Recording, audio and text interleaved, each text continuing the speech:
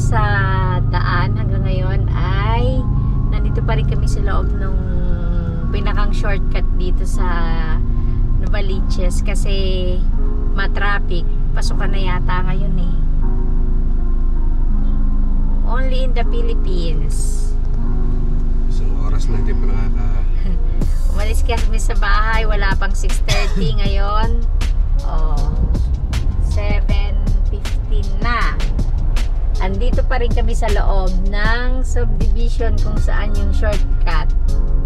Eh usually, pagka ganitong hindi matraffic, saglit lang nandun na kami sa labas. Eh, pero ngayon, since may pasok na nga, tsaka syempre yung mga nagtatrabaho din,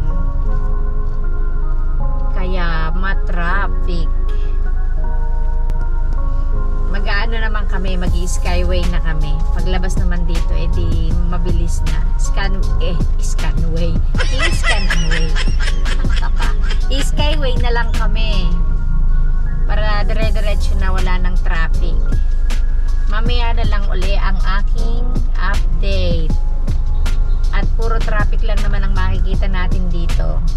August 30, pauwi na kami ng province. Ayun nga, nakaalis kami ng bahay before 6:30. Ngayon lang kami nakalabas ng traffic. At mag-skyway na lang kami para mabilis yung biyahe namin. Nandito na kami sa hindi ko alam kung nasa na kami. Pakita ko na lang sa inyo. Keep right at the fork to continue on Metro Manila Skyway.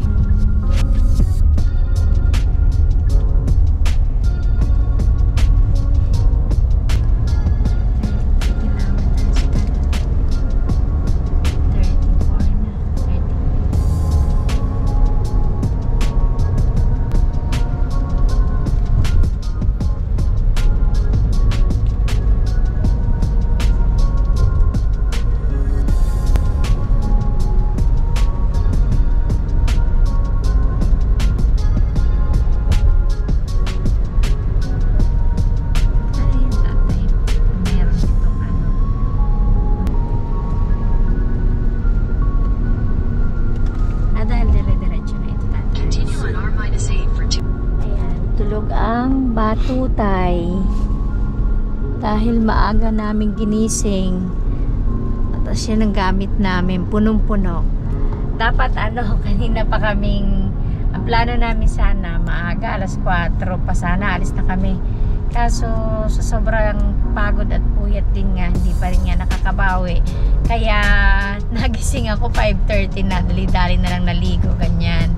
And then yung bumiyahe na, diyan na lang kami sa dadaanan namin kakain ng almusal. Tapos diretsong biyahe na. Hindi namin alam kung anong aabutan naming oras ng barko. Pero siguro naman maaga pa makakarating na rin kami ng Mindoro. Nandito kasi kami sa Skyway. Alam niyo na may limit ang ang may speed limit, kaya kailangan sumunod, mahirap na. Baka mamultahan pa. Kaya yun, samahan nyo na lang kami sa aming travel ngayong araw na to. Inaantok pa ako. Start ng bayarin. Oh no! Dito na tayo magsisimula. Ay, hindi pala, meron na pala kami binayaran kanina doon sa una. Pero ito yung unang bayad dito sa Skyway. Hindi namin alam kung ilang bayad pa ang gagawin namin hanggang makarating kami ng Batangas. May laman pa raw. May laman pa raw yung RFID nung kuya ko. Kaya hindi na kami nagbayad. Siguro sa next sa next bayaran na lang ulit. Doon kami magbabayad kasi malaki na yata yun. Parang sa gitna yun, di ba? Gitna and then yung huli. Ewan din, hindi ko alam. Hindi ko alam ang sistema dito sa Pilipinas kung paano. Basta pagka... Ewan ko lang kung saan kami magbabayad. Basta alam ko sa gitna nagbabayad eh. Pero hindi ko alam kung ano ang sistema dito sa Pilipinas. Kung paano yung, kung saan nagbabayad, kung anong tapat. Basta magbabayad na lang pag oras ng bayaran. At nandito na kami sa highway pa rin. Oh no! I mean, gaano kahaba? 30 plus kilometers? Alaba? 30 plus yata. Okay. Dito na kami sa tapat ng airport.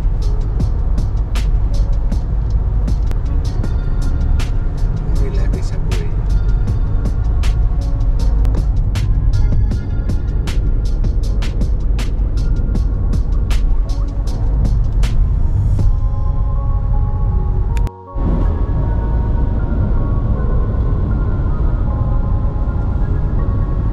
In 200 meters, merge onto South Luzon Expressway R-3.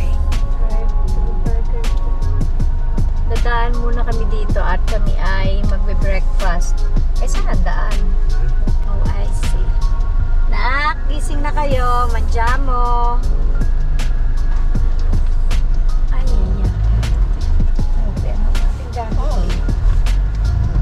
Line in. Karisi, madumaan muna kami dito sa Petron kasi magbe-breakfast muna kami. And then, after ng breakfast, proceed na ulit sa travel namin. Dito kami sa Jollibee kakain kasi si Bunso gusto niya yung spaghetti. At saka, namimiss ko na yung breakfast ng Jollibee kaya dito na lang kami.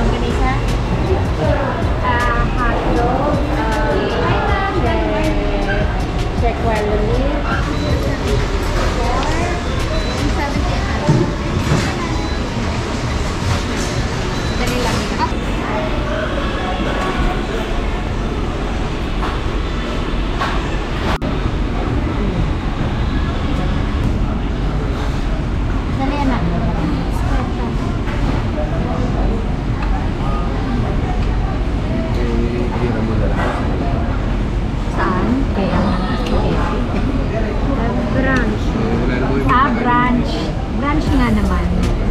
Yun, good job. Good thinking. Kain tayo. Let's eat. Walang tinidor? Wala tong tinidor? Meron. Okay. Sige pala yan. Okay.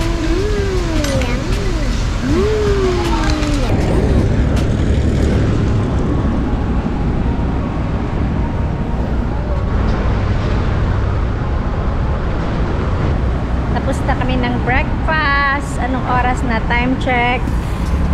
8:57.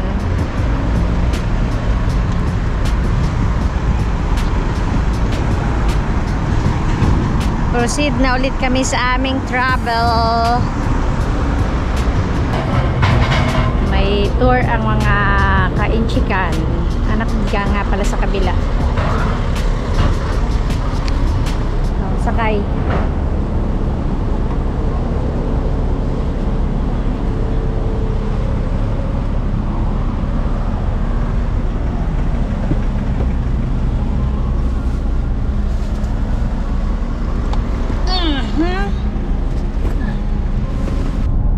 Ang aking driver ay inaantok na naman. Nasa Pilipinas na yan, tumukin pa rin. Yes po. Nandito na kami sa Star Tollway. Lumampas na yung exit. Papunta na ng Lipa and then mabilis naman ang biyahe. Sana lang makasakay kaagad kami ng barko. 9.5 kilometers pa ang Lipa. Di ba yung shoulder? Alin ba ang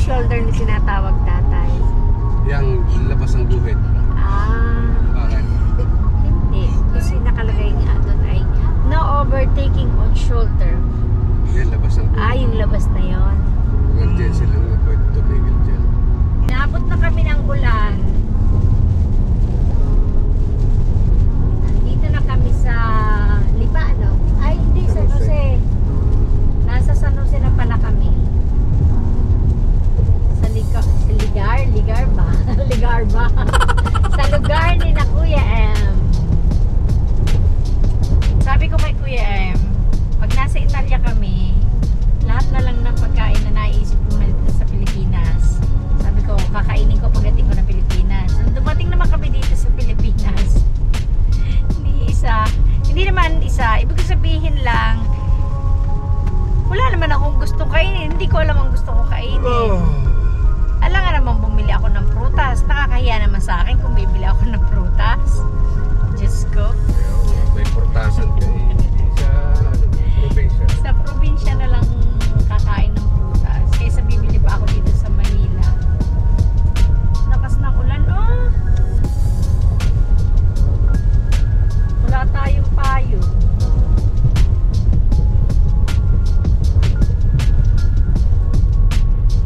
Batangas na kami.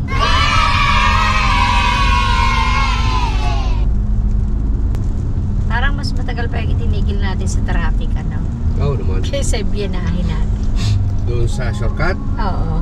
Oo. Oh, tatay. Tatay. Tatay, tatay, tatay.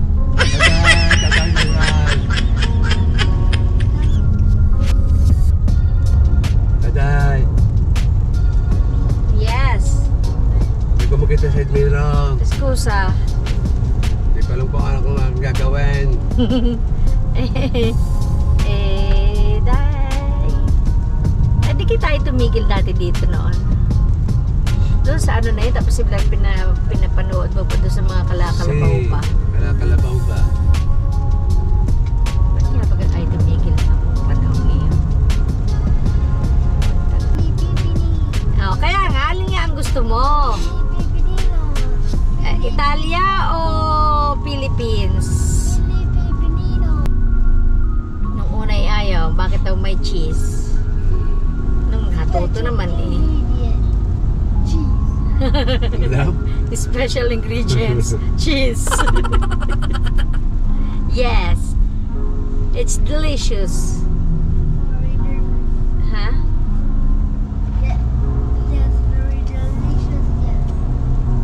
We are here at Port of Batangas. Hindi ko rin alam. Saan? Tanong mo dyan, stop.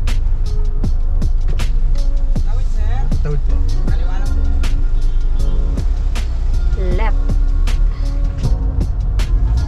To the left.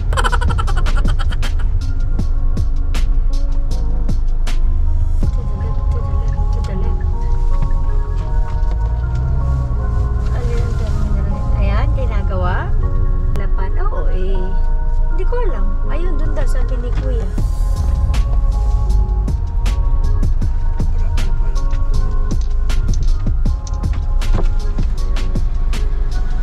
Hindi namin alam kung saan kami susuot. Eh di iikot uli.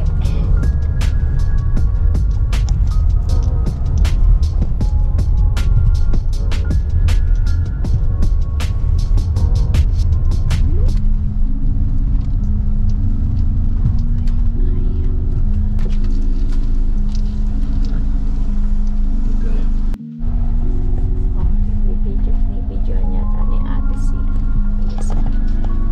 Dito kami sa Santa Alberta. Sir, kayo Pagalapan? Yes po. Montenegro. 10:30? Ticket. Ticket. Hindi ko alam kung alin dyan ang ticket.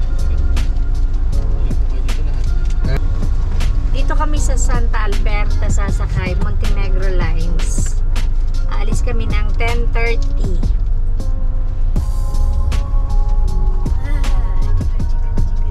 Jiggle. Ang daming sakay na motor. Oh. Motorbike. Anong motorbike? Motorcycle! No, motorbike. Maging motorcycle ba? Ba, bakit sila ay naka-uniform? Ah.